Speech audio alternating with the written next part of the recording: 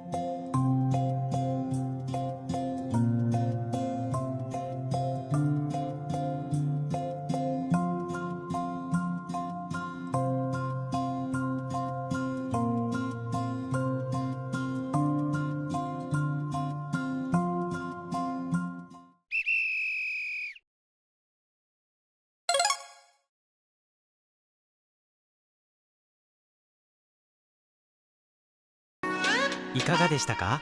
全問正解できなくても大丈夫。考えた時間の分だけ脳が若返っていますよ。今回は和菓子屋さんをイラストにしました。皆さんは和菓子派ですか？洋菓子派ですか？コメント欄で教えてくださいね。脳トレは継続することが何より大切。またこの教室でお待ちしていますね。ご視聴ありがとうございました。感想、コメント、励みになります。